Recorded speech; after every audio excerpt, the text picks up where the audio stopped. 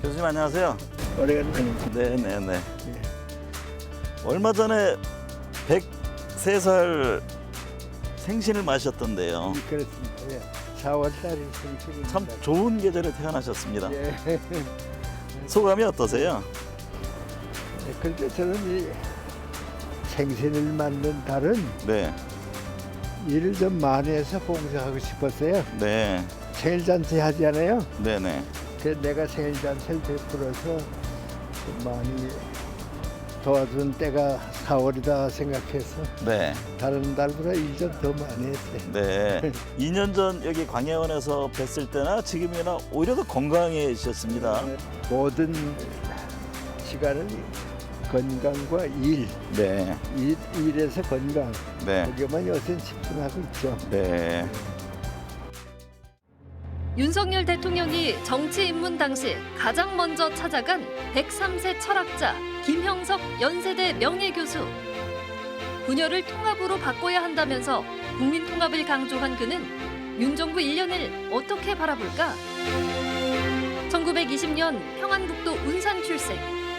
일제강점기, 해방, 전쟁, 군사정권, 민주화 과정까지 대한민국의 굴곡진 100년을 눈으로 보고 직접 겪은 김형석 명예교수. 윤동주 시인, 황순원 작가와 평양 숭실중학교 동창.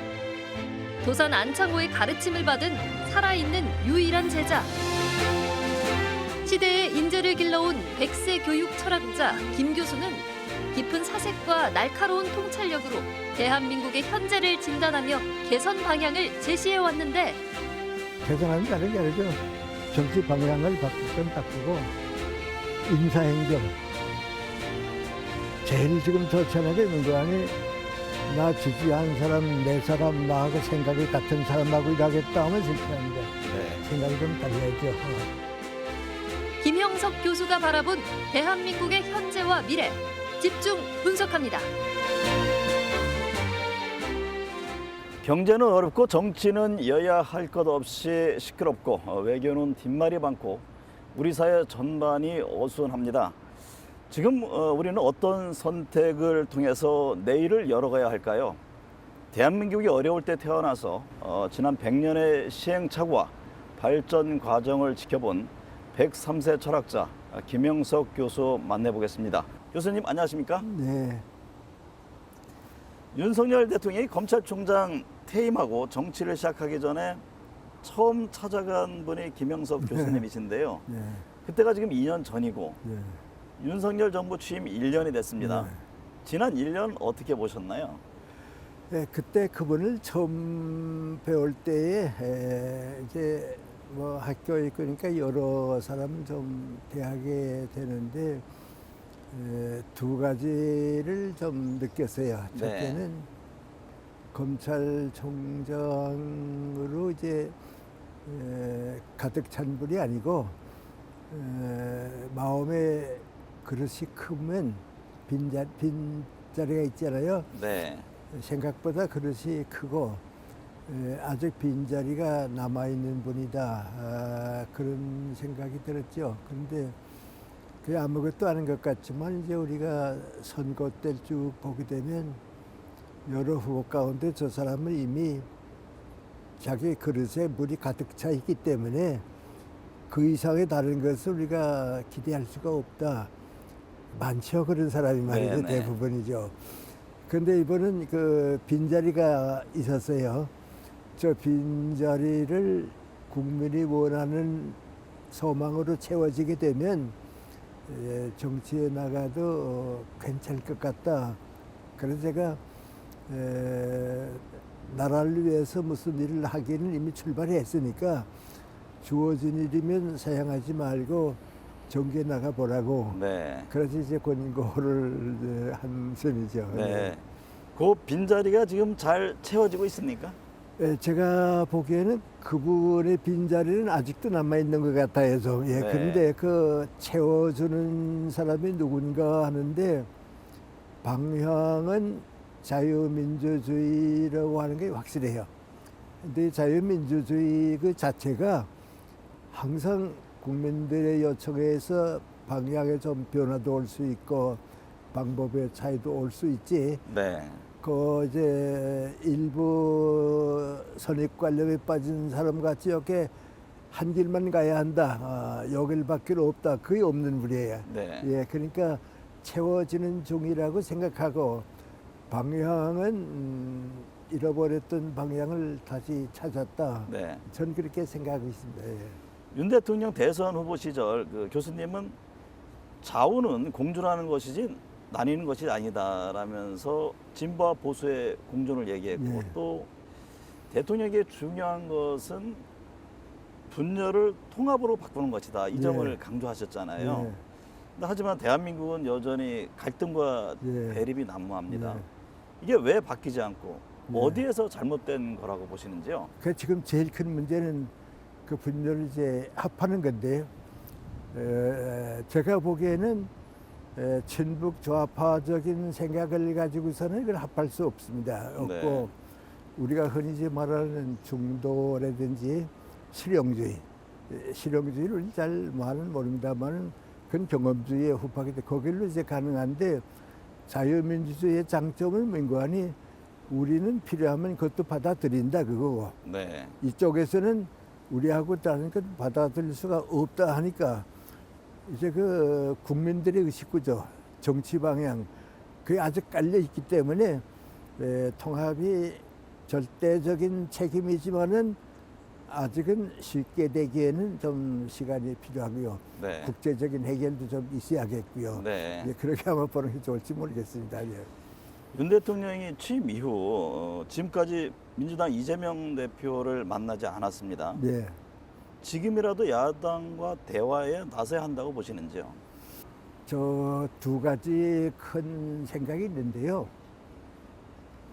자유주의 사상, 자유민주주의는 모든 정치적인 문제가 생겼을 때에 대립이 되더라도 의견 차이가 생기더라도 대화를 해야 합니다. 네. 왜냐하면 상대방을 알고 내가 알아야 하니까요. 지금 바이든 대통령이 이제 시진핑에게 자꾸 이제 대화를 걸어가지 않아요. 그건 네. 민관이 해결은 안 될 줄 알지만은 너는 나를 알고 나는 너를 알아야 한다. 이제 그 단계로 이제 대화가 돼야 되는데 그러니까 자유민주주의는 대화가 먼저고 투쟁은 필요가 없다. 가급적 피하자 그건데 이쪽 생각은 투쟁을 먼저 하고 그 투쟁에 플러스가 되는 대화를 하고 그게 지금 자기도 모르게 맥혀 있죠. 네. 근데 이제 쉽게 말하게 되면 그래도 대통령이 먼저 손을 내밀어야 하지 않겠느냐 그랬는데 제가 보기에는 대통령이 국민들 앞에서 대한민국의 체면을 위해서 저렇게 강한 욕을 하다시피 하는 말을 썼는데 대화하자고 하는 때는 이제 당분간 어릴 것 같아요. 때를 우리가 기다리도록 좀 하는 게 제일 없지. 내가 대화주의자라고 해도 지금은 좀 어렵겠다. 네. 그러나 후회는 해야죠. 예. 교수님께서는 일제 강점기를 보내셨고 한일 관계에도 관심이 많으시잖아요. 윤 대통령이 100년 전 일을 가지고 무조건 무릎을 꿇으라는 것은 받아들일 수 없다. 또 과거사 정리 없이 미래 협력 없다는 인식에서 벗어나야 한다. 이런 말을 했습니다. 예. 시민단체와 야당에서 반대가 있었는데 반발을 했죠. 시민단체 야권에서. 윤 대통령의 대일 정책에 대해서는 어떻게 보고 계세요? 네가 미안합니다만 내가 너희들보다는 생각도 앞서고 어른이다. 어른은 애들하고 싸우는 게 아니다. 네. 예. 그 자부심 좀 가졌으면 좋겠고요. 그 다음에 꼭 얘기해야 하는 건 민관이 과거를 해결하는 방법은 미래가 해결해 주는 거지 과거가 해결해 주는 게 없습니다. 네. 과거를 다 정리하고야 미래에 가겠다 하게 되면요. 그런 지도자는요. 과거에 붙잡혀서요. 나가질 못해요. 네. 국민들을 이끌어 가려고 하는 지도자들이 자꾸 과거로 돌아가서 이것도 해결하고 이것도 해결하고 이것도 해결하면 세계는 다 앞으로 가고 우리만 뒤처질 수밖에 없죠. 네. 그게 하나의 민족 후퇴 비극이라고 할까요? 네. 윤 대통령에게 당부할 말씀이랄까요? 스승의 입장에서 조언을 한다면 어떤 점을 주문하고 싶으세요?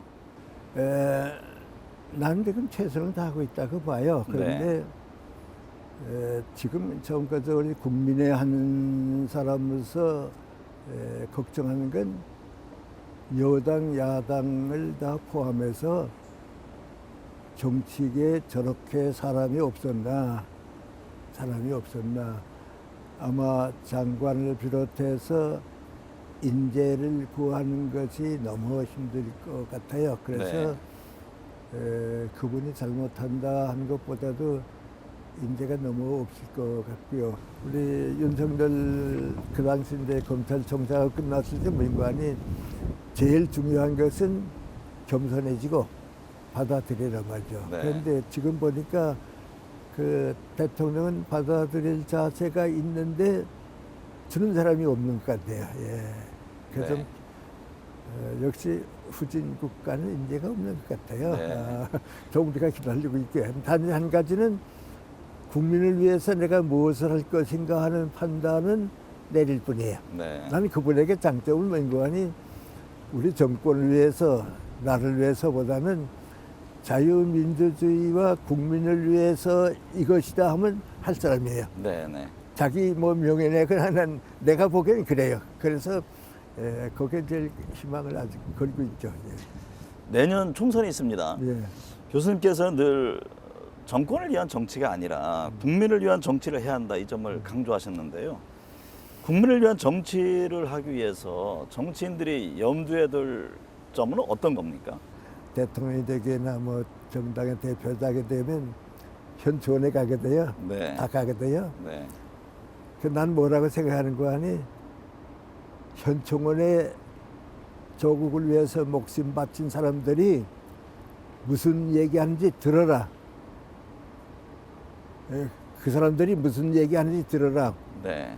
내가 보기엔 그 들은 사람 가운데 아는 사람들과의 정치인들은 너무 적고 도산 같은 분이 들었고 인천 같은 분이 들었고 나 같은 사람 정치 밖에 있어서도 살고 묘소에 가게 되면 모든 욕심이 없어지고 네. 욕심을 살자고 하는 생각을 가져보는데 그분들한테 가서 무슨 뭐라고 하지 말고 좀 들어라 말이죠. 네. 좀 들어라.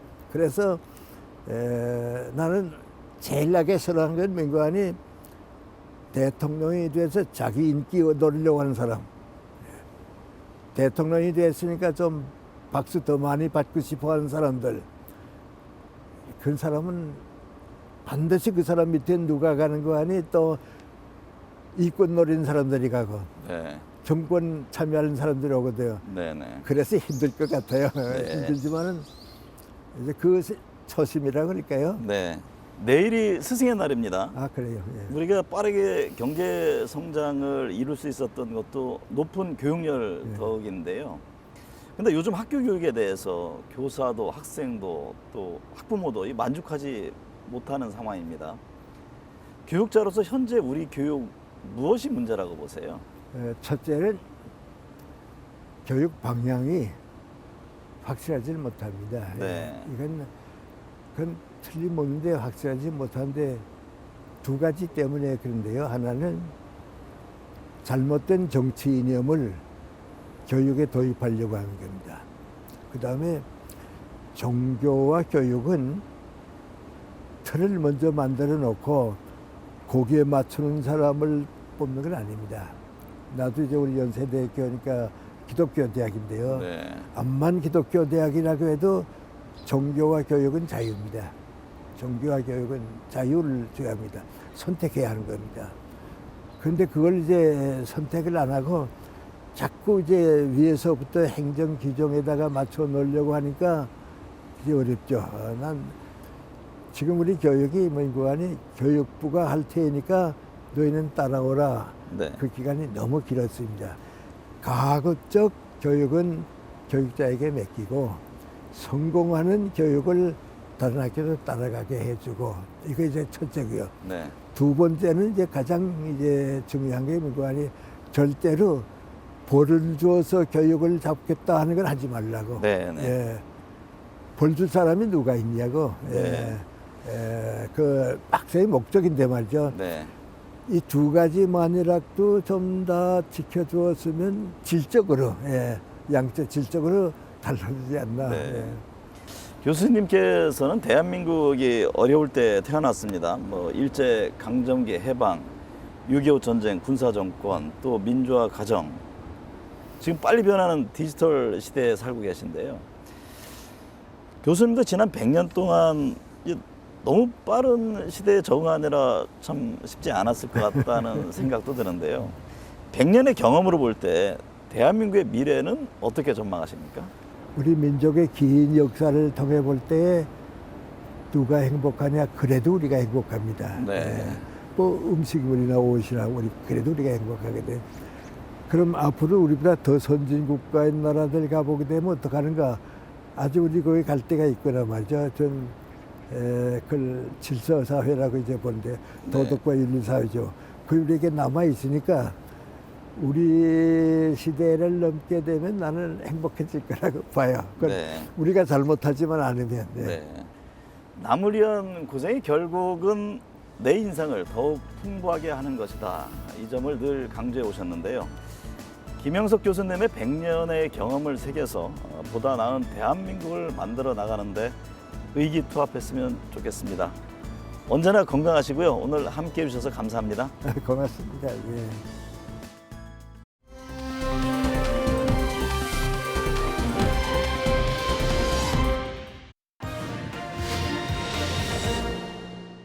그리고 이게 만약에 어떤 외부에서 들어온 거다라고 하면 현금이 뭉치돈으로 ATM이나 창구를 통해서 들어와야 되고 하늘에서 떨어진 돈, 불로 들어온 돈도 하나도 없다라고 말씀드린 거고 그래서 공개하면 모든 게 투명해질 거라고 그래서 진상조사를 제가 직접 요청한 겁니다. 김남국 코인 게이트의 참상은 땅에 떨어진 공직자의 윤리와 집단적 도덕 불감증에 걸린 민주당의 현 모습입니다. 부와 권력과 명예를 한 배 태우지 마라라는 말 들었어요. 본인으로서는 대단히 뭐 억울하다고 항변할 수는 있겠지만 국민들이 왜 화가 났는지를 냉정하게 자성해야 된다고 봅니다. 최영호 의원이 이제 갑이 된 거예요. 최영호 의원이 앞으로 만약 자기한테 공수를 안 주면 아니 이거 사실이었다라고 언젠가 뒤늦게 이야기를 해버리면 어떻게 됩니까? 그 즉시 바로 수사가 이루어져야 돼요.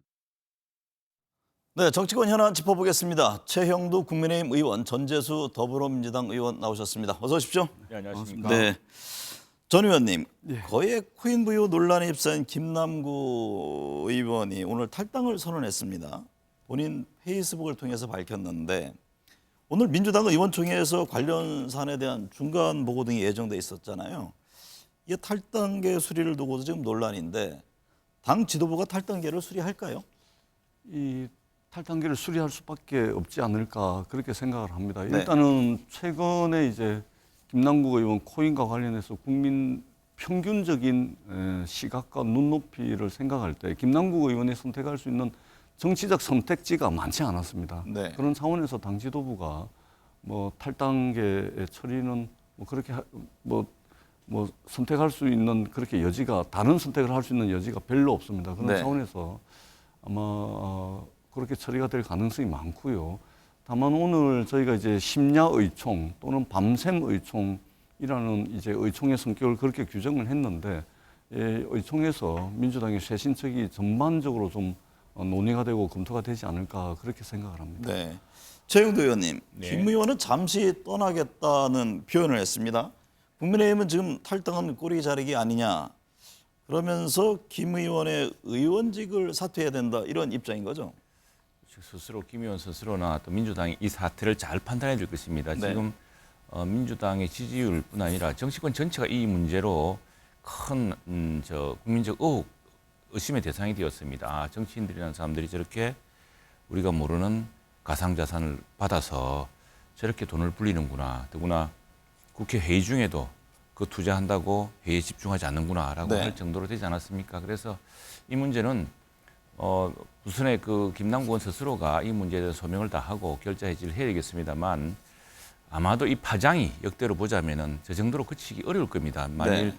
김남국 의원 본인 스스로가 저 정도로 무마될 거라 생각하고 잠시 뒤에 다시 돌아올 거라 생각한다면 아마 큰 오산입니다. 지금 특히 이 코인에 대해서는 2030 젊은 세대의 그 이 분노가 엄청나게 큽니다. 네. 이 그동안 사실 세대 불평등이라 그래서 기성세대들이 또 민주당 지난 5년 동안에 집값이라든가 이런 모든 자산들이 가치가 올라가는 바람에 이 상실감에 이 지금 젊은 사람들은 투자할 데가 없었습니다. 그래서 이제 코인에 투자하고 코인으로 했는데 대부분 젊은 사람들이 코인에서 큰 손실을 봤습니다.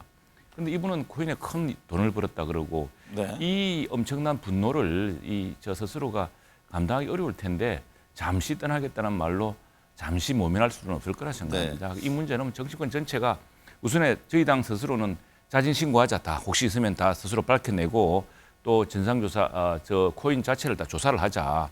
이렇게 해서 이 문제는 정치권에서 아예 발본색원하는 자세로 나서야 된다 생각합니다. 네. 이 부분 관련해서 제가 네네. 짧게 한 말씀 좀 드리자면 2021년도에 LH 땅 투기, 그러니까 LH 직원들의 땅 투기 사건이 터졌을 때 국민들의 엄청난 분노가 있었지 않습니까? 네. 그때 제가 제 기억으로는 2021년도 6월달에 제가 이제 공직자의 이해충돌 방지법 개정 법률안을 내 가지고 당시 부동산 투기 문제와 관련해 가지고 국회의원 300명 전원에 대해서 국민권익위원회가 부동산 거래 내역, 계좌 정보까지 다 의원들이 서약서 쓰고 동의서를 써가지고 전수조사를 했었거든요. 네. 이번에도 마찬가지입니다. 코인이 지금 재산 신고에 포함이 안 돼 지금 포함이 안 돼 있기 때문에 신고에. 더더구나 그렇습니다. 그래서 이번에도 국민권익위원회 전문가들이 많이 있습니다. 그래서 네. 서약서 쓰고 동의서 써가지고 코인이 있다면 얼마가 있는지, 그것을 거래를 했다면 어떤 거래를 했는지, 차익을 냈다면 어떤 차익을 냈는지, 수익을 냈는지 이것들을 전반적으로 전수조사를 해가지고 네. 국민들께 좀 공개를 하자. 그리고 더 나아가서 고위공직자, 지금 현재 4급 이상 고위공직자들이 매년 12월 31일자 기준으로 해서 재산 신고를 하게끔 돼 있거든요. 네. 그런 측면에서 이 코인도 재산 등록 대상으로 해가지고 국민들께 좀 낱낱이 좀 공개를 해가지고 고위공직자들이 공익을 위해서 일을 해야지 사익을 위해서 일하지 않는 네. 그런 이제 전통과 문화를 좀 만드는 그런 계기로 삼았으면 좋겠다 이런 생각도 하고 있습니다. 네. 최 의원님, 사태가 이렇게 점점 커지고 있는 거는 김남국 의원의 모호한 해명이 의혹을 키우고 있다 이런 지적도 그렇습니다. 있잖아요. 예. 국민의힘은 어떤 점이 문제라고 보고 계시죠? 지금 뭐 언론에서 다 지적되고 있고 우선 젊은 사람들이 이 코인에 투자했던 사람들이 이해를 못 하고 있습니다. 네. 어떻게 샀는지, 그 돈이 출처가 어딘지, 뭐 어느 주식을 팔아서 했다고 했는데 그런데 그 어느 시점에 재산 공개를 보면은 그 잔고만큼 돈이 남아 있습니다. 네. 그리고 어제 저 민주당 진상조사단인가요? 거기서 밝힌 바에 따르면 에어드롭이라는 새로운 방식으로 뭐 마케팅 차원에서 공짜로 받았다라는 네. 이런 이야기를 좀 하고 있는데 과연 그런 것인지 그런 걸로 면책이 될 수 있는 것인지 이제 살펴봐야 되겠습니다만 지금 이 문제는 우선 금융시장 지금 우리가 이제 금융실명제 이래로 지금 모든 금융자산에 대해서는 모두 다 실명화돼 있지 않습니까? 네. 그것이 우리 경제를 한 단계 발전시키고 또 공직자 부패를 일소하는 데도 큰 기여를 했는데 가상자산이라는 것 때문에 이 갑자기 경계가 흐트러지고 이 기술적 발전으로 어떻게 특정할 것이냐, 어떻게 네. 규제할 것이냐의 문제가 잠시 미비된 사이에 이제 일어난 일이죠. 그래서 우선에 저희들은 제가 대표 발의해서 우리 당 의원님들이 지금 법안을 또 새로 발의를 했습니다. 가상자산 관련법이 그동안 국회에서 지금 진전이 안 됐죠. 안 됐죠. 안 되기도 네. 하고 다음에 또 그 법에서 이 가상자산까지도 명확하게 의무화하는 법이 좀 미비되어 있었습니다. 네. 그래서 이번에 국회법에 국회의원이 이해상충 방지를 위해서 등록해야 될 재산 종류가 있습니다. 그 네. 종류의 가상자산을 분명히 명시를 하고 또 공직자윤리법에서도 보완을 해서 이 부분은 철저하게 하고 다음에 또 하나는 이제 우리가 문제 삼는 것은요. 이게 이제 재산 공개를 한다는 것은 이해상충을 피하고 국민들을 위해서 자기 재산이 아니라 국민들을 위해서 일한다는 것을 국민들에게 다짐하는 최소한의 장치입니다. 네네. 그게 없다고 그래서 자기가 인식할 수 있는 수십억 원의 재산이 있는데 그걸 고의적으로 감추고 그게 아무 문제가 없다고 생각한다면 공직자의 기본 윤리가 없는 것이죠. 그리고 아까 윤건희 의원이 했지만 그렇게 돈을 많이 벌려고 했으면은 국회의원 하지 말고 네. 그 일을 했어야죠. 네. 전재수 의원님, 민주당은 지금 당 차원의 진상조사, 윤리감찰이 시작됐잖아요. 그런데 게임업계의 이거 입법 로비 의혹까지 이어지는 것은 억지이고 명백한 허위 사실이다 이런 입장을 냈던데 김 의원도 지금 코인 무상지급 의혹에 대해서는 황당무계하다면서 지금 법적 대응을 예고했네요. 예, 그거는 이제 김남국 의원이 뭐 법적 대응을 하든 또는 네. 정치적 대응을 하든 하실 문제라고 생각이 들고요. 일단 당도 김남국 의원이 탈당을 했습니다만 그러나 그것으로 끝이 아니라고 저는 네. 생각을 합니다. 이런 의혹들에 대해서도 지금 현재 상황에서는 사실은 이제 무슨 이게 로비를 받아가지고 그렇게 했는지 안 했는지 그 확인을 할 수는 없습니다만 일단은 정치 도의적으로 탈당이라는 것을 통해 가지고 책임을 졌고 지금 이제 경찰이라든지 검찰이라든지 수사기관에서 그 수사가 개시됐거나 아니면 이미 수사가 진행되고 있는 것으로 알고 있습니다. 네. 그렇기 때문에 거기에 따라서 이제 책임을 지면 된다라는 말씀을 드리고 원래 안 좋은 일은 한꺼번에 막 닥칩니다. 그냥 이 뭐 밀물 몰아치듯이 한꺼번에 좋지 않은 일들이 막 생기는데 옛날에 우리 어르신들께서 위기는 기회다 이런 말씀들 하셨거든요. 네. 이 위기를 정말로 기회로 만들려면 자기 성찰로부터 출발해야 위기를 기회로 만들 수가 있습니다. 만약에 그 원인을 외부로부터 찾는다든지 또는 다른 곳으로부터 찾게 되면 위기가 더 큰 위기가 될 수 있기 때문에 위기를 기회로 만들려면 정말 우리 스스로부터 좀 성찰하고 무엇부터 고쳐야 될지 무엇으로부터 잘못됐는지 이런 좀 이제 자세와 태도가 필요하지 않을까 그렇게 생각합니다. 최영도 의원님, 네네. 경찰도 이번 논란을 들여다보고 있고 검찰도 김 의원을 상대로 좀 영장 청구 네네. 다시 검토하고 있다는 얘기가 있네요. 네, 네, 그렇습니다. 우선에 지금 이 현실적인 여러 가지 정언들이 나오고 있습니다. 이 우선에 아까 그 입법 로비가 있었던 건 아니냐. 네. 거기에 대해서는 한국 게임 학회 대표가 최근 국회에서 규제 완화 기류가 있을 때마다 위믹스 지금 김양덕 의원이 가지고 있었던 이 가치가 급등하였다고 합니다. 그래서 이번 말씀은 위믹스 이익 공동체가 국회에 있다는 의혹이 나올 수밖에 없다라고 이렇게 이야기를 했습니다. 네. 그리고 지금 민주당 진상조사단이 스스로 밝힌 이른바 에어드롭 저는 그것이 무슨 그 휴대폰끼리 서로 교환하는 건 줄 알았더니 그 에어드롭이라는 마케팅 기법을 이야기했다는데 네. 그럼 그걸 김남국은 혼자만 했겠습니까? 결국 민주당의 진상조사 결과 또 김남국 의원의 그 해명이라는 것이 더 큰 지금 의혹을 부르고 있습니다. 네. 그래서 경찰은 이 문제에 대해서 그리고 또 금융감독원도 이 문제에 대해서 철저한 감독과 조사에 나서서 지금 분노와 허탈에 빠진 2030 그리고 우리 금융시장의 이 교란 행위를 막아야 될 거라고 생각을 합니다. 네. 이번 김남국 의원 코인 사태가 박광원 원내대표 쇄신의 시험대가 될 것이다 이런 전망들이 나옵니다. 이제 20대, 30대 지지자 이탈 얘기가 나오는데 전재수 의원께서 보시기에 어떻게 민주당이 대처해야 이 국민들이 납득할 만한 쇄신책이 될까요?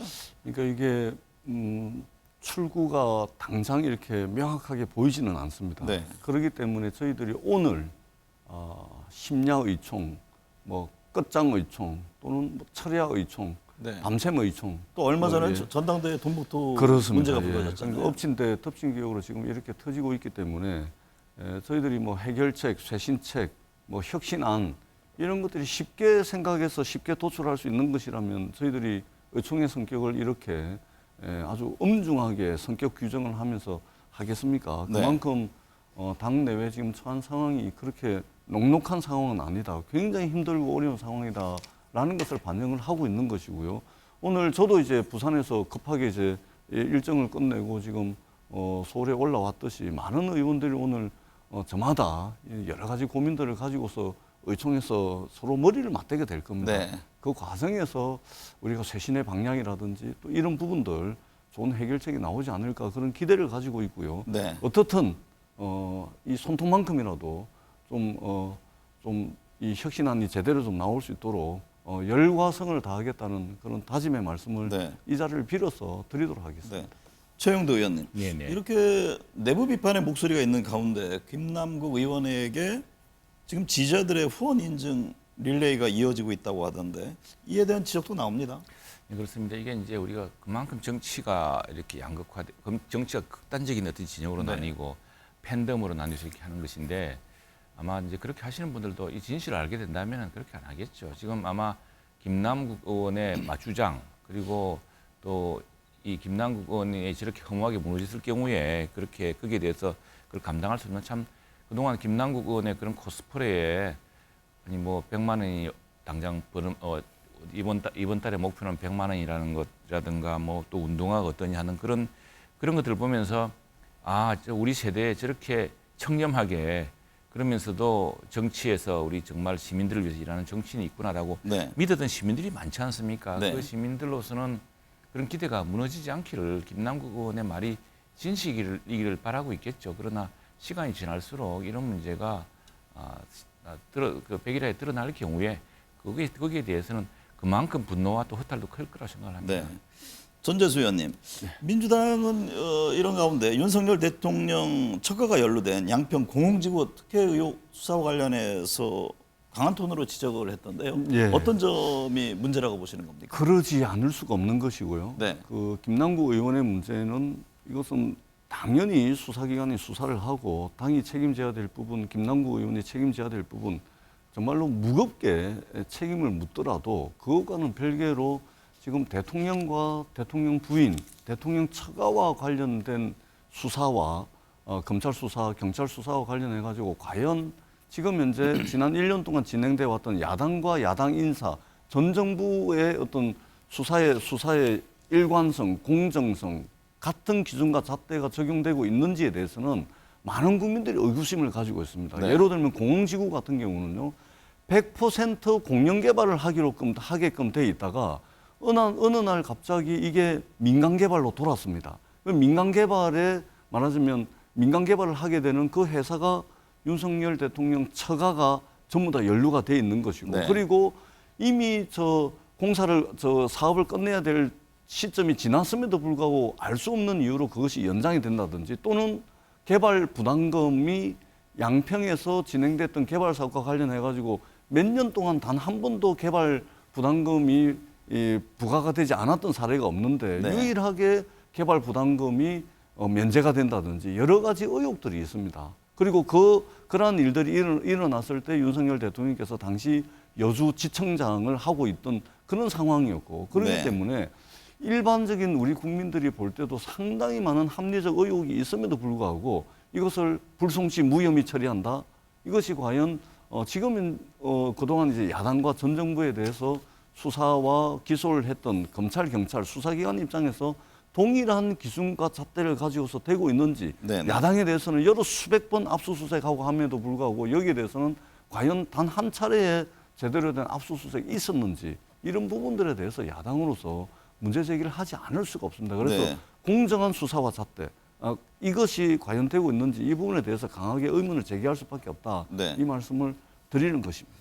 최영두 의원님, 네. 공무지구 수사 결과에 대해서 민주당은 이 불공정에 치가 떨린다 이런 표현을 썼습니다. 국민의힘 시각은 어떻습니까? 지금 그동안 야당이 양평 공흥지구 문제를 가지고 이렇게 크게 공격했던 적이 별로 없었던 것 같습니다. 그러니까 이 문제에 대해서는 야당이 잘 몰랐거나 아니면은 그 문제의 수사 진행 과정을 몰랐던 것 같은데, 지금 그렇습니다. 지금 우리 경찰이요, 검찰과 검경수사권 분리 이후로 굉장히 경쟁하는 관계이고, 지금 검찰의 가족이 연루됐다고 하면 경찰은 더 달라들 겁니다. 그리고 지금 아시다시피 우리 이윤석열 정부가 들어와서 경찰국을 따로 만들겠다 했을 때 그 경찰의 반발이라든가 그런 걸 보시면 알겠지만 우리 경찰의 수준이요, 지금 누구 눈 감아주고 누구 봐주고 그런 수준이 아닙니다. 그건 우리 경찰에 대한 모욕이고, 지금 민주당이 그동안 다른 엉뚱한 것만 계속 비판하지 않았습니까? 그런데 그걸 바로 대통령의 처남을 바로 지금 송치하지 않았습니까? 이게 굉장히 이 문제에서는 성의 없이 할 거고요. 네. 그 지금 뭐 여기 시행주라고 하지만 경찰의 수사 결과 발표에 보면은 그는 이미 그 시행자로 설립은 했지만 당시에 실질적인 관여한 혐의가 없다는 것이고, 지금 그 마치 이 사건에 대해서 그냥 경찰이 묻은 게 아니라 이건 민주당이 제대로 보지 못했던 것을 경찰이 파가지고 지금 수대로 내어서 현재 대통령의 처남을 바로 지금 이제 재판에 넘긴 거 아니겠습니까? 네. 이 사건 자체는 경찰이 끝까지 팔 거라 보고요. 여죄가 있다면 여죄도 다 밝혀질 겁니다. 네. 제가 짧게 한 말씀만 드리면, 제가 이렇게 말씀을 드린 것이 예를 들면은 김건희 여사의 주가 조작 사건, 예를 들면은 그 공범들과 관련해 가지고 재판이 진행되는 와중에 그 범죄 일람표를 보게 되면 김건희 여사 계좌부터 시작해 가지고 녹취록까지 빼곡하게 나옵니다. 이것에 대해서 압수수색했습니까? 소환 조사했습니까? 그러지 않았지 않습니까? 뿐만 아니고 대통령 선거 기간 중에 김건희 여사와 관련해 가지고 허위 이력, 허위 경력, 이력과 경력을 부풀리고 허위 수상실적 부풀려 가지고 대국민 기자회견을 하면서 돋보이기 위해서 그렇게 했다. 이것도 죄라면 죄다라고 네. 김건희 여사가 직접 기자회견을 하면서 죄를 자백을 했는데, 자백한 죄에 대해서도 이게 굳이 이제 법률적으로 이야기하자면 사문서 위조된 사문서 행사, 업무 방해 이런 이제 그 형법 위반이 되거든요. 이 부분에 대해서는 수사도 안 합니다. 그러고 난 뒤에 네네. 무혐의 불송치를 다 하기 때문에 과연 검찰 수사기관의 수사가 공정한 잣대와 기준으로 진행되고 있는지 야당과 전 정부에 대해서 더 이게 편파적으로 하고 있지 않은지 이 부분에 대한 국민들의 의구심은 분명히 있습니다. 이 부분에 대해서 집권 여당이 모른 척하고 넘어간다거나 이런 식으로 어떤 검찰 공화국적인 이런 모습을 보인다면 저도 국민들로부터 역풍을 맞게 될 것이다. 네. 이 말씀을 제가 드리지 않을 수가 없습니다. 네. 국민의힘 이야기해 보겠습니다. 윤석열 대통령이 취임 1주년 날에 김기현 대표를 불러서 오찬을 했는데요. 최영두 의원님, 이게 어떤 정치적 의미가 담겨 있다고 보세요? 정치가 아니라 저게 이제 취임 1주년 이후에서 아마 당에서도 네. 그 취임 1주년을 맞아서 지금 여당 아니겠습니까? 정부 여당이 한 팀 아니겠습니까? 지금 지금 여러 가지 시행착오도 있었고 또 국민들에게도 기대에 못 미쳐가지고 그게 실망 끼친 일도 있으니까 대통령이 이제 계속 정책을 추진하기 위해서도 여당의 도움이 절대적으로 필요한 상황이고 네. 그래서 아마 취임 1주년 행사를 본 것이라고 보고요. 네. 지금 뭐 정부도 그렇지만 우리 여당도 비상 상황 아니겠습니까? 네. 지금 뭐 김남국 사태를 이렇게 불구경할 때가 아니고 지금 당장 최고위원들에 대해서 네. 서로 이렇게 최고위원 징계가 있었잖아요. 네네. 그렇습니다. 그건 뭐 징계가 있었고 또 국민적인 비판이 있었기 때문에 거기에 대한 합당한 이제 기준에 의해서 정해진 거라고 보고요. 네. 저는 지금 뭐 이거 우리 당이 지금 경제 상황이 계속 나빠질 겁니다. 네.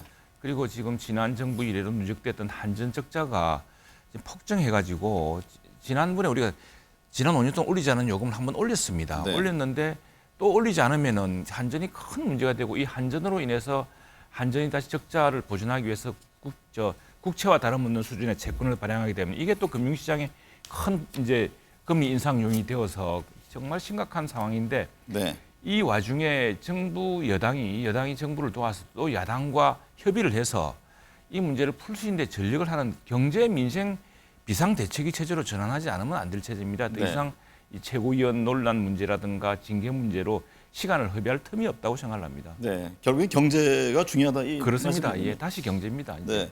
전재수 의원님, 윤 예. 대통령 취임 1주년인 지난 10일이요. 홍준표 시장과 이재명 대표의 만남에 관심이 모아졌잖아요. 대구를 찾은 이재명 대표의 예방 형식이었는데 이 만남 어떻게 보셨어요? 여러 해석들이 있네요. 이게 이제 뭐 여러 언론과 정치 평론가들이 이게 아주 고도로 기획된 거 아니냐 네. 이런 이제 말씀들을 많이 하시는데 뭐 야당 대표가 기획을 해본들 어떤 효과를 거둘 수가 있습니까? 그 미리 이제 정해져 있는 일정이었고 다만 이제 일정을 수행하는 과정에서 어떤 집권 여당의 대화 의지의 부족이라든지 윤석열 대통령께서 야당과 대화하지 않는 이런 부분들에 대한 저 홍준표 대구시장이 이제 말씀이 있었던 것 같고 네. 홍준표 대구시장께서 이번에만 이런 말씀을 하신 것이 아니고 이전에도 일관되게 쭉 이렇게 말씀을 하셨기 때문에 저는 별다른 의미가 있다고 생각지 않고 다만 홍준표 대구시장이 하시는 말씀에 대해서 많은 국민들이 공감을 할 겁니다. 네. 적어도 대통령이라면 집권 여당이라면 누구든지 만나야 되죠. 야당이 아니 좀 그만 만납시다. 바쁩니다라고 이야기할 정도로 대화하자고 손 내밀고 그렇게 해서 지금 경제 민생의 문제라든지 또 외교의 문제라든지 남북관계의 문제라든지 머리를 맞대야 되지 않겠습니까? 네. 그런 차원에서 저는 홍준표 대구시장의 말씀을 집권 여당과 대통령께서 좀 새겨들어야 네. 된다 이런 말씀을 꼭 드리고 싶습니다. 최영두 의원님, 홍준표 시장은 뭐 당대표, 대선 후보, 오랜 정치 경륜이 있잖아요. 네. 그 이재명 대표를 만난 데는 어떤 정책인 포석이 있을까요? 보석이 있죠. 보석이 있으니까 아니 우선에 대구에서 언론의 관심을 끌고 싶지 않겠습니까? 네. 여기에다가 이재명 대표에도 계산도 작용한 것이고. 근데 저 만남 자체는 지금 대구가 광주랑 같이 해서 공항을 만드는 이게 이제 우리 저 언론의 질타를 받고 있는 예타 기준을 이제 상향 조정해서 네. 이제 광주와 대구가 이제 이른바 그 달빛 동맹을 해서 달구벌과 빛골 두 도시에서 지금 공항 문제가 있습니다. 이 공항은 그 예산 타당성 문제 때문에 사실은 좀 예산을 승인하기 어려운 대목인데 이 두 개를 두 지역이 이제 서로 힘을 합쳐가지고 했습니다. 근데 홍준표 시장으로서는 여기에는 지금 민주당 다수당이니까 절대 네. 다수당의 민주당 대표의 지지가 필요하죠. 그런 상황에서 이제 이루어진 건데 이제 이게 논란이 되고 있는 것은 여기서 이제 홍 시장이 그래서 뭐 또 대표도 하시고 대선 후보까지 다 해보지 않았습니까? 네. 그리고 취임이 1주년인데 여기에 대해서 뭐 그 원래의 관심사에서 벗어나는 좀 언론에서 과한 좀 네. 관심을 받고 싶어하는 거 아닌가 싶습니다. 아니 홍준표 시장님께서 민주당을 위해서 이재명 대표 만나가지고 애써 기획해가지고 저런 말씀을 하셨겠습니까? 저 이재명 대표를 위한 게 그렇지 아니고 않다고 홍준표 대표 본인 스스로 지금 네. 관심을 집중 받고 그렇지 싶은 않다고 거죠. 생각합니다. 예. 그 이재명 윤 대표가 대통령- 이용당한 겁니다, 기본적으로. 윤 대통령이 지난 10일 1주년 맞았는데요. 그제 21대 국회 후반기 국회의장단과 만찬을 하면서 김진표 의장이 여야 원내대표의 만남을 제안했는데 윤 대통령이 수용을 했습니다. 네. 그러면 이재명 대표를 건너뛰고 야당 대표 상임위원장과 의 만남은 어떻게 조만간 이루어질 것으로 보세요? 저는 이루어질 걸 봅니다. 그리고 네. 사실은 사실을 잘 뒤집어 보면은 그 이재명 대표랑 이제 만날 계기도 있었고 사실 논의도 있었습니다. 그런데 그 사태가 악화된 것이 9월에 작년 이제 여름 이후에 9월에 영국 여왕 장례식 때, 네. 그 다음에 뉴욕에 갔을 때 그때 있었던 몇 가지를 민주당이 지나치게 무슨 순방 외교 실패니 뭐니 해서 몰아붙이면서 육개장 조문은 않고 육개장을 먹었다느니 또는 무슨 미국 국회를 욕을 했다느니 이러면서 굉장히 극한 상황이 되지 않았습니까? 그랬는데도 불구하고 그해 10월에 시정연설 때 여당 대표를 다 만나기로 돼 있었습니다. 네. 그 시기에 이제 풀 수 있는 기회가 있었는데 당시에 야당 지도부가 다 거부를 해버렸습니다. 네. 그래서 이제 불발이 되었죠. 불발이 되고 지금 이후에 이제 이재명 대표에 대한 수사가 진행되고 있는 과정이고 그런데 사실은 대통령이 직접 협력해야 될 사람은 당 대표가 아니고요. 네. 국회입니다. 국회의 중심은 원내대표고 여야 원내대표고 여야 상임위원장입니다. 이것은 네. 우리가 지금 그래서 너무 일극화되어 있는 대통령 중심제에서 국회와 권한을 분산하고 국회 논의를 해야 되는데 우리 국회는 기본적으로 상임위원회 중심이고 네. 또 그 상임위원회와 함께 이 국회 양당의 논의를 진행시키는 원내대표 중심입니다. 사실 어떻게 보자면 대표 체제라는 것은 옥상옥 같은 체제입니다. 이게. 근데 야당 같은 경우 이제 대선 주자가 크기 위해서 또는 지금은 우리 이재명 대표가 방탄을 위해서 절대적으로 필요한 자리가 됐습니다만 그러나 국회의 중심 또 국정협력의 중심은 원내대표와 네네. 대통령 또 장관이고 상임위원회와 또 저는 대통령께서 상임위원회도 여야 골고루 다 만나서 지금 예컨대 관호법이라든가 네. 이런 현안들을 상임위원장도 같이 만난다는 거 아닙니까? 네, 그렇게 네네. 해야죠. 그렇게 하고 또 상임위원회도 개별적으로 만나줬으면 좋겠습니다. 아니 저는 대통령께서 야당 대표 안 만난 것도 야당 탓이라고 말씀을 하시면 그 말씀에 과연 몇 명의 우리 국민들이 동의를 하시겠습니까? 국정 운영의 최종 책임자는 누가 뭐라 그래도 세상에 무슨 일이 있었든지 간에 그것은 대통령과 집권 여당이죠. 대통령과 집권 여당이 어떻든 마음에 들든 마음에 들지 않든 수사를 받고 있든 받고 있지 않든 범죄 혐의가 있든 없든 야당 대표는 야당 대표로서 만나야 되겠죠. 그래야 경제 민생 입법적인 뒷받침을 통하지 않고서 되는 게 있습니까? 정말로 국정 운영에 대한 무한 책임 그것이 있다면 네. 그 상대가 누구든지 간에 대통령은 만나야죠. 그렇지 네. 않습니까? 저는 네. 국회의원 개개인 좀 만났으면 좋겠어요. 네. 대표 이런 사람도 후쿠시마- 상대하지 말고. 후쿠시마 원전 오염수 문제 좀 예. 논의해 보겠습니다. 이게 오염수 채취도 시설 점검도 어렵다면서 또 여러 가지 한일 간의 그 실무급 회담에서 견해차가 있는 것 같습니다. 최영대 의원 보기에 이게 제대로 역할을 못할 경우에 대통령에게 또 다른 부담이 될 수도 있지 않을까요? 아니 이 문제는 그럴 수 없는 사안이고 이게 우선에 IAEA가 하고 있습니다. 국제 네. 원자력 기구가 하고 있죠. 최고의 전문가 기구입니다. IAEA는 실사에는 문재인 대통령 때 결정해서 우리 정부도 참여하고 있습니다. 그래서 거기에 덧붙여서 이번에 이제 우리 국내에서 여러 가지 불안과 우려가 많으니만큼 일본 측이 그럼 직접 와서 현지 시찰을 해서 어떤 식으로 조사가 되는지 IAEA는 어떻게 가는지를 더 보겠다는 것이고 이건 네. 한번 논의가 시작된 만큼 계속 진행될 수가 있겠죠. 그리고 또 하나 이게 우리 국민들께 제가 이제 우리 남해안 출신이기 때문에 전재수 의원도 그렇습니다만 마산 국회의원 아닙니까? 그렇죠. 우리 경남, 마산이 부산 예. 그쪽, 그렇죠. 굉장히 지금 민감합니다. 전남권은 그래서 제가 민감하죠. 우리 어시장의 어민들이 이 문제를 걱정하시면은 이건 단호히 맞서야 되는데 일본 어민들이 우리보다 더 심각하게 이 문제를 생각하고 있습니다. 네. 그리고 일본의 이 어민들을 보호해야 되는 국회의원들 네. 뭐 입헌민주당이나 자민당 내에서도 이 바닥 쪽인 의원들이 굉장히 이 문제에 민감하게 얘기하고 있고 또 하나 이 해류가 지금 흐르면서 다행히 후쿠시마 다행이라기보다는 사실관계상 후쿠시마가 우리 동해 쪽이 아니고 네. 태평양 쪽입니다. 북태평양 쪽에서 해류가 크게 보면은 지금 알래스카를 거쳐서 네네. 태평양 그 미국 연안, 그다음에 남미를 거쳐서 지금 그쪽이 돼 있거든요. 그래서 태평양 연안 국가들과도 이 문제를 해서 이 문제에 대해서 일본이 그 과학에 어긋나서 이 정말 전체 해양 생태계를 위협할 만한 이런 것들을 절대로 못하게 막아야 돼요. 네네. 전재수 의원은 이 네. 문제를 어떻게 보세요? 저도 최영대 의원님께서 조금 전에 말씀 주셨듯이 저도 이제 제 지역구에 있는 구포시장을 다니다 보면 거기 네. 이제 어물전이 있거든요. 생선 파시는 분들이 많은데 되게 걱정을 하십니다. 이게요.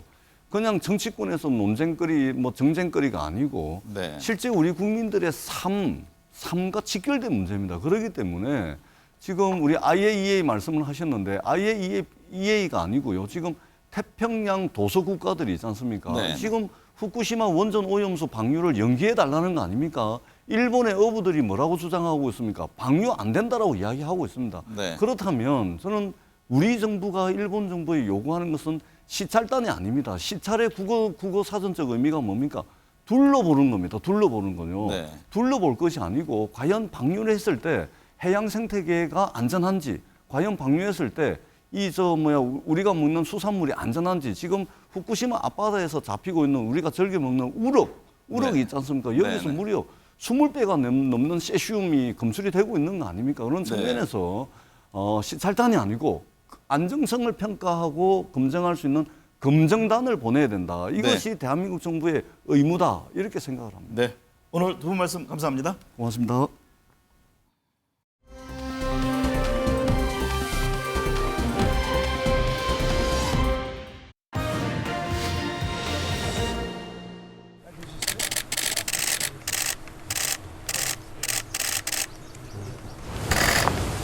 이거는 뭐 막걸리 아니지? 카메라가 있으니까 이것도 건배를 해야 되나? 그냥 하시면 날씨가 너무 좋으니까 다 글쎄. 이때가 좋고 가을이 좋고 겨울 눈 왔을 때가 좋고 다 좋네 그러면. 당 내에서도 탈당 안 된다는 얘기 나오는데 그거에 대해서 당 차원의 입장이 따로 있으실까요? 뭐 법적으로 탈당을 막을 방법은 없습니다. 그건 자유의사에 근거하는 거기 때문에. 진상조사 정말 윤리감찰단에서 하는 부분은 탈당으로 인해서 이제 앞으로 중단이 되는 거죠. 그렇죠. 지금 후에는 혹시 탈당 의사를 사전에 밝히셨나요? 그거는 저도 잘 모르겠고요. 저도 기자들 전화 받고 페북에 올렸다는 이야기를 들었으니까. 네, 지난 주간 여론 흐름 짚어보겠습니다. 배종찬 인사이트 K 소장, 이은영 휴먼앤데이터 소장 나오셨습니다. 어서 오십시오. 안녕하십니까. 네. 배 소장님, 예. 지난주 윤석열 대통령 지지율이 소폭 상승했습니다. 전체적인 예. 지지율 흐름을 어떻게 봐야 합니까? 예, 조금 올라갔습니다. 윤석열 대통령 임기 1년을 맞아서 실시된 조사들이 많은데 대체로 두 가지입니다. 미민입니다. 네. 미국 그리고 민주당.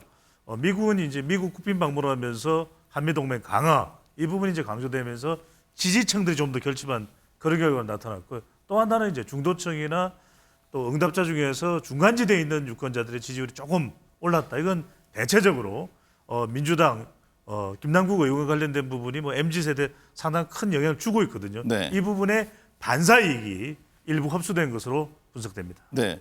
이은영 소장님, 네. 5월 10일 취임 1주년을 맞았잖아요. 윤석열 대통령이요. 네. 역대 대통령과 비교해 보면 윤 대통령의 취임 1년 지지율 어떻습니까? 그러니까 이번 주 갤럽 조사 보면은 좀 상승을 했어요. 그런데 부정평가도 같이 상승한 좀 특징이 보였고요.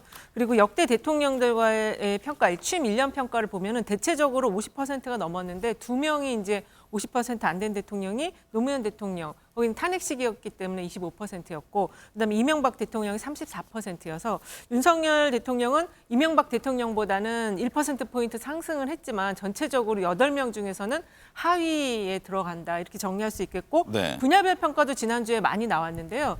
대체적으로 좀 점수로 치면 한 D 정도에 해당하는 좀 낮은 점수를 받았다고 볼 수 있겠습니다.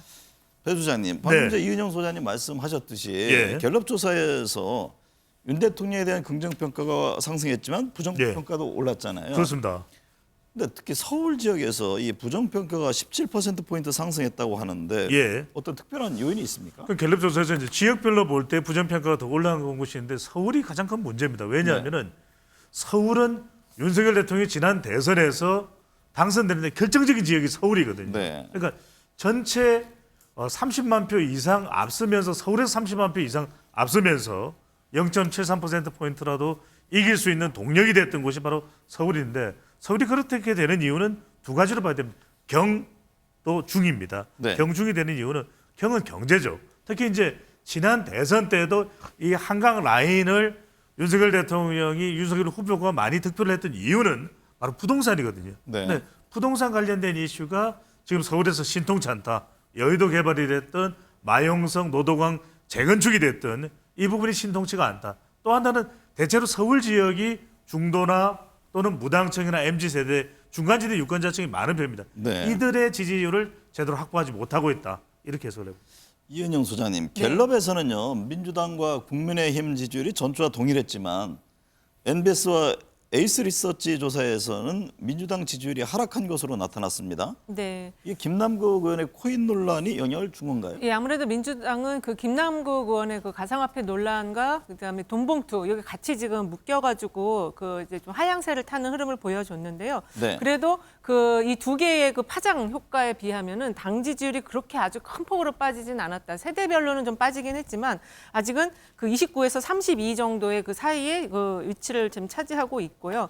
그리고 지금 중요한 거는 그 그러니까 대통령과 그 여당의 경우에 대통령과 당 지지율의 차이를 좀 봐야 되는데 전주 대비하면은 그래도 대통령 지지율이 당 지지율보다 좀 높은 흐름을 보이는 그런 패턴을 보였어요. 그래서 이게 지금 당도 국민의힘도 지금 상당히 좀 문제는 심각하다. 당 대표였던 리더십이 지금 발휘되지 못하고 있다. 이렇게 좀 정리할 수 있겠습니다. 네, 배 소장님 한 네. 조사를 보니까요 김남국 의원의 이 코인 논란으로 인해서 민주당의 2030 지지율이 하락한 것으로 나왔는데, 근데 그렇다고 국민의힘이 이 지지율을 흡수한 것도 아니다라는 분석입니다. 그렇죠. 왜냐하면 2030 지지율이 어디로 간 겁니까? 무당으로 가 있는 거죠. 무당으로. 이들이 이제는 지지하는 정당이 없다고 가 있는데 문제는 뭐냐면 20대에서 더불어민주당으로부터 이탈이 좀 가파르다. 이 부분에 주목을 할 필요가 있는 것이 한국 갤럽의 경우에는 가장 최근 조사 지난 9일부터 11일까지 조사를 보면은 20대가 만 18세 이상입니다.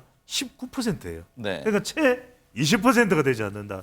이게 굉장히 더불어민주당으로는 경고 신호가 들어온 것이고, 그러니까 국민의힘은 그 이전에 조금씩 2030 세대가 빠져나갔다면 이번에 더불어민주당은 김남국 의원의 이 코인 리스크가 굉장히 꼬인 지지율을 만들고 있다고 볼 수 있는데, 문제는 뭐냐면 우리 그래프에서 지금 화면으로 보시듯이 20대, 30대도 중요하지만 가장 중요한 건 40대입니다. 40대는 더불어민주당의 핵심 지지 기반이거든요. 아주 견고했었는데 이들이 최근 들어서 화이트 칼라에 이어서 더불어민주당의 핵심 지지 기반인 40대가 흔들리고 있다. 이 부분이 더 위험 신호가 들어온 것이라고 봐야 되겠죠. 네, 이 소장님, 네. 김남국 의원이 오늘 오전에 자진 탈당을 했는데요.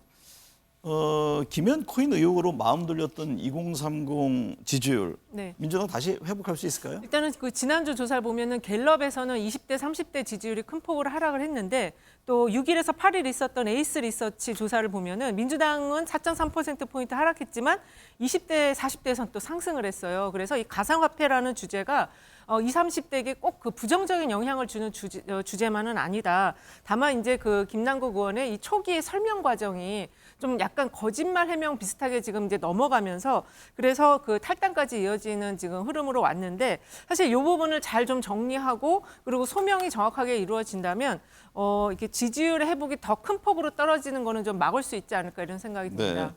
관련해서 의원총회에서 이재명 민주당 대표가 김남국 의원 코인 관련해서 진심으로 사과드린다는 말씀을 드린다, 이런 입장을 냈네요. 네, 그 민주당의 당혁신 방안을 모색하는 쇄신 의총을 오늘 지금 개최하는데 전당대회 돈봉투 의혹, 여러 논란에 대한 대응 방안이 논의될 것으로 보입니다.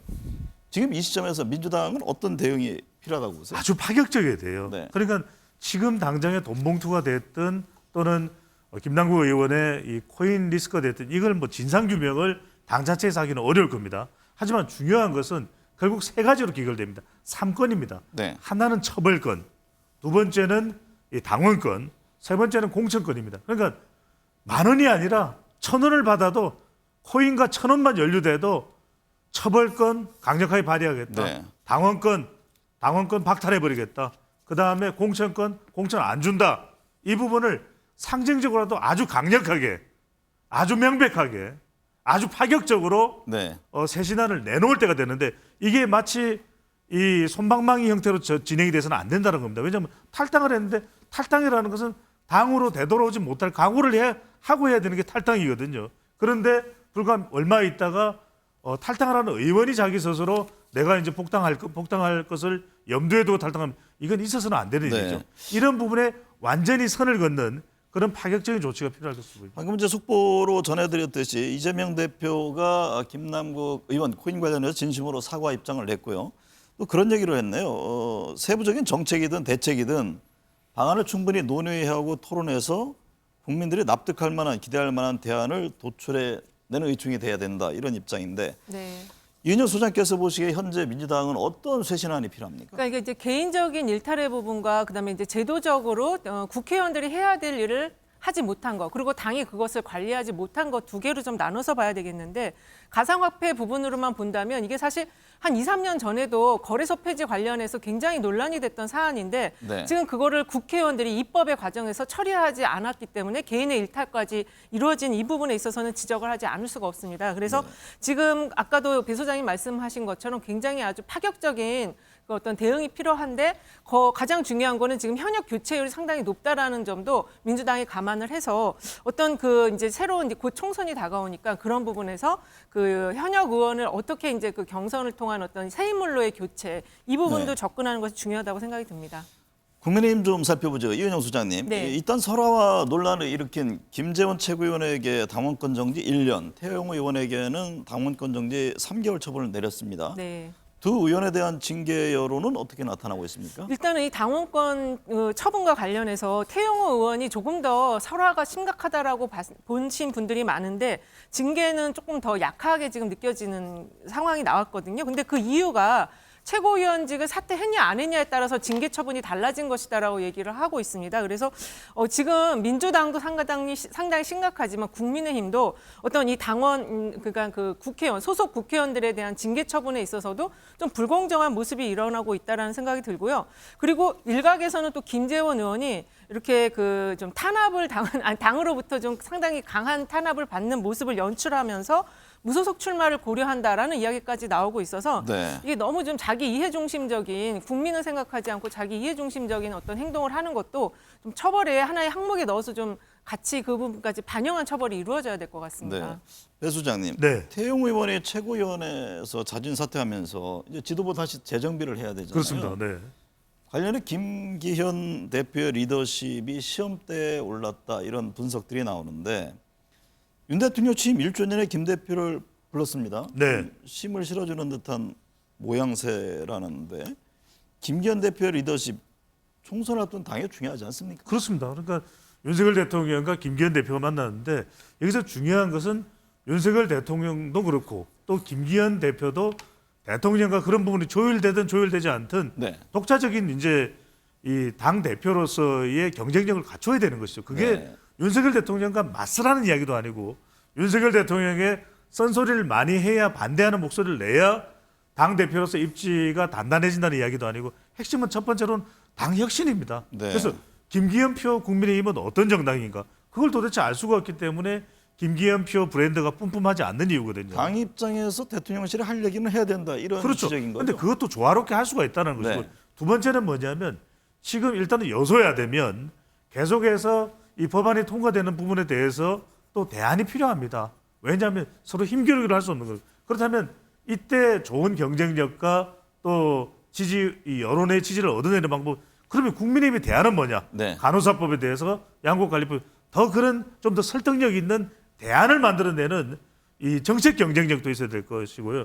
마지막으로 중요합니다. 결과적으로는 이런 윤리위원회에서의 처분도 보면 누구는 왜 3개월이고 누구는 1년이냐 이것도 설득력이 있어야 되거든요. 네. 그렇다면 결국은 기결되는 것은 공천권일 것입니다. 계속해서 뭐 검찰이 어떻다 인사 검찰 출신들이 이 대거 공천이 될 거다 이런 여러 가지 이야기들이 들리거든요. 네. 이때 이런 것들을 불식시킬 수 있는 방법은 공천이야 당연히 그렇죠. 당에서 하는 것 아닙니까? 그렇죠. 그래서 이 부분을 좀 더 명확하게 공천혁신위원회를 발족을 하든지 해서 자 공천만큼은 정말 누가 보더라도 공명정대하게 한다는 것을 단단히 세워낸다면 네. 김기현 브랜드가 우뚝 설 수가 있겠죠. 이은영 소장님, 네. 내년 총선에 대한 인식을 물어보는 조사에서 정권 심판론, 야당 심판론 조사 기관마다 달리 나오던데 네. 이 전체적으로 어떻게 봐야 합니까? 이제 최근에 그 나온 조사들이 좀 심판론과 안정론이 엇비슷한 데이터들이 나오는 것 때문에 좀 혼란이 오실 수가 있는데요. 네. 기본적으로 이제 설문 문항이 조금 다른 경우도 있어요. 그러니까는 하나의 문항에서 심판론과 안정론을 선택하게 하는 문항이 있고 심판론 자체에 대해서 찬반을 묻는 문항이 있다 보니까 숫자가 좀 달라서 혼돈이 오실 수가 있는데 기본적으로는 그래도 그 심판론이 조금 더 우위에 있다 이렇게 좀 볼 수 있고요. 네. 심판론이 우위에 있는 이유는 그 윤석열 대통령이 사실 그 핵심 지지층이 좀 약한 지지율의 특성을 보였는데 지금 너무 낮다 보니까 아무래도 이제 그 성과 부분을 같이 평가를 하면서 심판론이 조금 더 높은 그런 우위를 보이고 있습니다. 그리고 중요한 거는 또 중도층에서 또는 무당파층에서는 이 심판론과 안정론 어느 걸 더 높게 보느냐 할 때는 중도층이나 이 무당파층에서는 견제론이나 심판론이 안정론이나 지원론보다는 더 높게 나타나고 있다 이렇게 정리할 수 있겠습니다. 지금 나온 여론조사들이 내년 총선까지 영향을 미치나요? 통상 이제 선거 1년을 앞둔 여론조사와 최종 결과에 대한 분석들을 하잖아요. 그렇습니다. 저도 이런 과거에는 질문을 어땠습니까? 예, 네. 이런 질문들을 많이 봤는데 연관이 될 수도 있습니다. 그런데 네. 정치적인 변화의 흐름이 크게 달라지지 않는다고 할 때는 근데 지금 보면은 오늘 다르고 내일 다르고 내일 오전 다르고 내일 오후 다릅니다. 네. 한 치 앞을 어떻게 알아? 뭐 이런 상황이거든요. 역대 이제 데이터 지표들이 있을 거 아닙니까? 그렇죠. 1년 전에 여론조사 흐름과 그 선거 당일날의 결과가 어떤 상관관계가 있냐? 그러니까 이제 이 점이죠. 상관관계가 밀접할 때도 있었고 밀접하지 않을 때도 있었다는 말씀을 드리거든요. 그런데 그건 문제는 하나만한 뭐냐면 말씀 아닌가요? 그건? 아니죠. 이건 지금부터 중요합니다. 네. 왜냐하면 워낙 시시각각 지금 변하고 있다. 왜? 네. 윤석열 대통령의 리더십도 이전의 역대 대통령과 너무 다른 거예요. 그러다 보니까 역대 대통령은 비슷한 리더십으로 전개됐기 때문에 1년 뒤에 이럴 것 같아. 그게 통했단 말이거든요. 네. 그런데 지금 야당의 모습도 역대 이 집권 새로 정권이 들어섰을 때 1년 동안의 야당의 모습과는 또 너무나 달라요. 네. 그렇다 보니까 이것도 도저히 예측할 수가 없다는 겁니다. 자, 여기서 중요한 이야기를 드리면 지금 길을 쫑긋 세우셔야 돼요. 무슨 이야기냐? 지금 내년의 총선 구도를 물어보면은 정권 안정론보다는 정권 심판론 쪽에 무게가 실립니다. 네. 그런 이유는 자연스러운 성격일 수도 있어요. 왜? 정권 중간에 있는 선거의 경우에는 안정론보다는 심판과 평가의 성격이 더 강합니다. 네. 대체로 그렇다는 겁니다. 그런데 문제는 뭐냐면 그러면 지금 국민의힘은 비상이죠. 윤석열 대통령도 비상입니다. 지지율 더 오르는데 문제는 여기에서 이 정권 심판론이 상당히 높은데도 불구하고 그 여론만큼 그 수치만큼 더불어민주당 지지율이 나오냐? 안 나옵니다. 네. 그러니까 국민의힘도 비상, 또 더불어민주당도 비상, 사실은 양쪽 다 초비상이에요. 네. 그러니까 지금 중요한 건 뭐냐면 두 정당이 우리 시사 스페셜을 통해서도 계속 조언을 해놓고 있는 게 있잖아요. 이걸 적극적으로 쭉쭉쭉쭉 빨아들여야 돼요. 네. 그것을 내 것으로 만들 때 이기는 정당이 된다라는 거죠. 네. 지금 배 소장님은 현재 그 지표 가지고 1년 뒤에 예측하기는 어렵다 이런 말씀을 하셨는데 네. 이은영 소장님 어떻게 보세요? 당연히 현재 지표 갖고 예측이 가능하죠. 저는 예측이 네. 가능하다고 보고요. 이제 다만 지금 말씀하신 것처럼 그 양당이 민주당도 문제가 많고 국민의힘도 문제가 많다. 그 지점 때문에 예측이 어렵다고 말씀을 하시는 것 같은데 그래도 아까 말씀드린 것처럼 기본적으로 대통령 지지율과 정당 지지율의 패턴을 보면은 저희가 예측이 가능해요. 네. 최근에 그러니까 이번 주에 나온 조사를 보면은 당 지지율이 대통령 지지율보다 아래로 내려가는 흐름은 보였지만 대통령 지지율이 거의 35% 수준, 당도 그 정도 수준이거든요. 그래서 세부적으로 이제 지역으로 가면은 지난주에는 당이 높았지만 이번 주에는 대통령이 더 높은 흐름은 가졌지만 지금 이 흐름 속에서는 그럼 그게 어떤 걸 의미하느냐? 당대표의 리더십이 이 지금 현재 민주당의 어떤 그런 네거티브적인 부정적인 효과들을 충분히 끌어오지 못하고 있다. 이렇게도 네. 또 정리할 수가 있는 거거든요. 그래서 제가 볼 때는 지금 국민들께서는 그 성과 부분을 평가를 하실 것 같고요.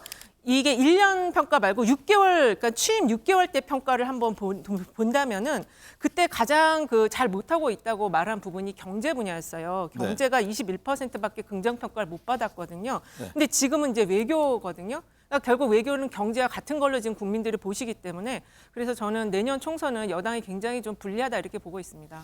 배 수장님, 네. 후쿠시마 오염수 방류에 대해서 방류해서는 안 된다는 의견이 68.4%를 차지했는데요. 지금 이런 가운데 한국 전문가 시찰단이 후쿠시마 원자력 발전소 오염수 현장에 지금 나흘 일정으로 방문하기로 했는데 네. 이 문제가 윤 대통령 지지율에는 어느 정도 영향을 미칠까요? 글쎄 어느 정도의 폭일지는 예측하기 쉽지는 않습니다. 부정적이에요. 네. 그러니까 왜 그러냐면 이름 자체부터 이제 오염수 방류 상당히 민감한 문제, 우리 건강에까지 영향을 미치는 부분이기 그래서 때문에 여권 한편에서는 왜 이름 명칭을 뭐 오염수 처리수라고 바꾼다고 하더라도 정부에서는 부인했고요. 네. 그렇죠. 처리수로 바꾼다고 하더라도 그것이 주는 이 여론을 호전시킬 수 있는 이 범위는 제한적이다라고 봐야 될 것 네. 같아요. 근데 여기서 중요한 핵심은 뭐냐면 정부의 태도입니다. 그러니까 정부에서 어떤 기준을 설정하느냐가 중요할 거예요. 그러니까 시찰단을 보내든 검증단을 보내든 이게 문제가 아니라 어느 정도의 기준에서 대한민국은 허용될 수 있다 없다가 전문가의 논의를 통해서 기준이 마련돼야 되겠죠. 네. 그리고 그 기준에 대한 공감도를 국민들에게 전달하는 것이 더 중요하다고 봐야 되겠죠. 네. 왜냐하면 그게 결정적으로 영향을 미칠 수밖에 없는 것이 시찰단이 갔다 와서 안전하다고 해서 국민들의 마음이 변할까? 별로 변하지 않을 거예요. 또 그렇다면 IAEA가 나서서 일본과 잘 협력을, 일본과 지금 굉장히 IAEA 국제원자력기구는 협력이 잘 되고 있습니다. 네. 그렇다면 여론이 바뀔까? 그렇지가 않을 거예요. 그래서 중요한 것은 우리가 먼저 기준을 우리가 이 안전을 기준으로 해서 세우고 그것을 국민들한테 공감시키는 것이 더 중요한 것이죠. 네. 이 수장님, 네. 민주당은 이제 정당성만 준다면서 후쿠시마 오염수 시찰단 파견 철회를 요청하고 있고 국민의힘은 비과학적인 언행을 중단하라면서 비판하고 있는데요.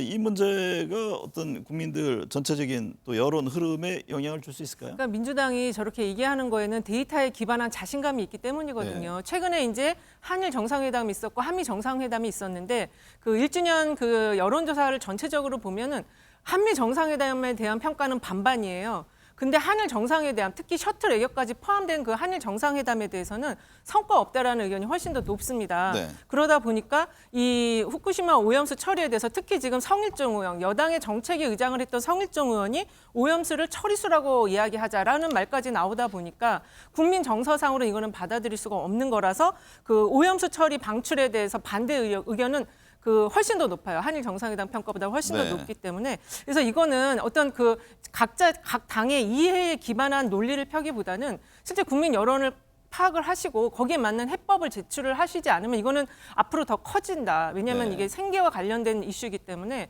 수산업 하시는 분들은 이 부분에 대해서 전혀 동의할 수가 없으실 거거든요. 네. 이 말씀은 짧게라도 드려야 될 것 같아요. 왜냐하면은 우리가 데이터를 분석하는 데 있어서 좀 더 냉정할 필요가 있는 것이 지금 후쿠시마 오염수가 됐든지 오염부 처리수가 됐든지 이것과 관련된 부분은 당장 마시는 분은 굉장히 민감해서 좋은 여론을 가져오긴 쉽지 않습니다. 그런데 핵심적인 것은 아까 우리가 대통령에 대한 평가도 이야기를 했고 방금 전에 후쿠시마 이 관련된 물에 대해서도 이야기를 했지만 그 부정적인 여론에 민주당의 호의적인 여론으로 연결되지는 않는다는 거예요. 네. 그게 핵심이다. 네. 왜냐하면 내년 이 총선에 대해서도 구도적으로는 상당히 야권에 유리한 정권 심판론이 있지만 그 정권 심판론이 지금 더불어민주당이 힘을 실어주는 건 아니기 때문에 이런 여론의 수치에 더불어민주당이 착시 효과를 가져와서는 안 된다. 왜냐하면 이재명 대표와 관련된 리스크도 있는 것이고 또 송영길 전 대표와 관련된 돈봉투 리스크도 있는 것이고 또 김남국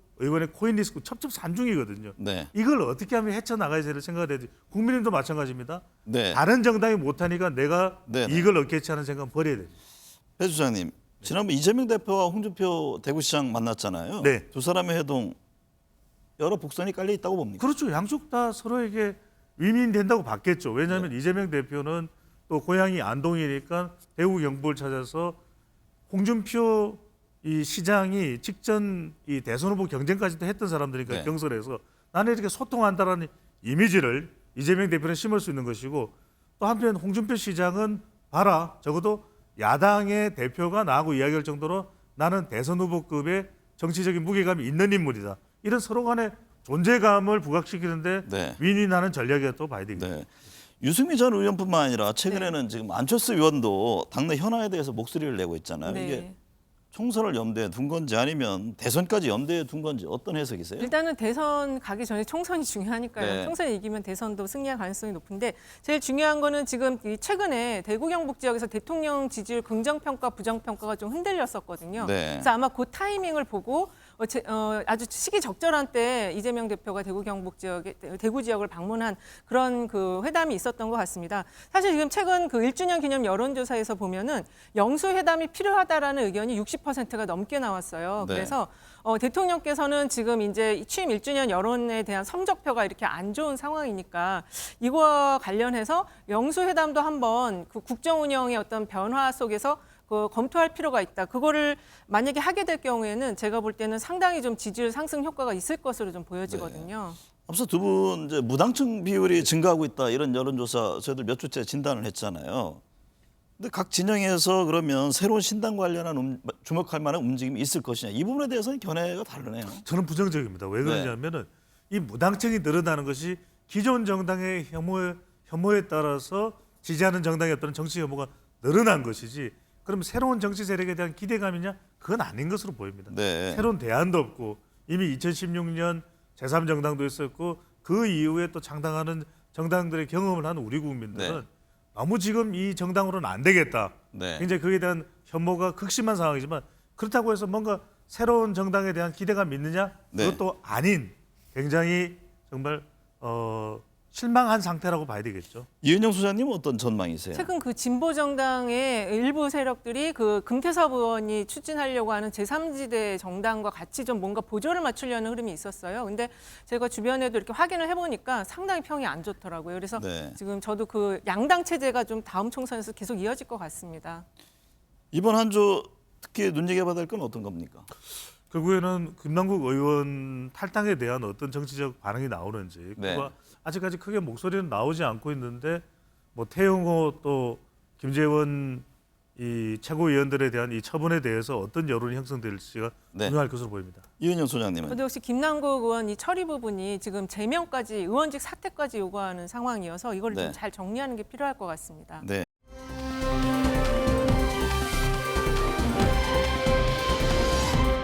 가정의 달인 5월 103세 철학자 김영석 교수를 다시 만났습니다. 김 교수는 남을 위해 사랑할 수 있는 고생이 없으면 행복을 모른다면서 사랑이 있는 고생의 의미를 강조했습니다. 특히 살아보니까 60세에서 80세까지가 가장 좋은 나이인 것 같다면서 과거 75세에서 5살 더 확장시켰습니다. 희망과 행복은 주어지는 게 아니고 만들어가는 것이라며 100세가 넘어서도 노력하는데 젊은이들이야 얼마나 좋으냐는 외침, 젊음을 선택하라면 다시 살아보겠다는 의지, 녹음이 우거진 봄날의 싱그러운 울림이었습니다. 시청해주신 여러분 감사합니다.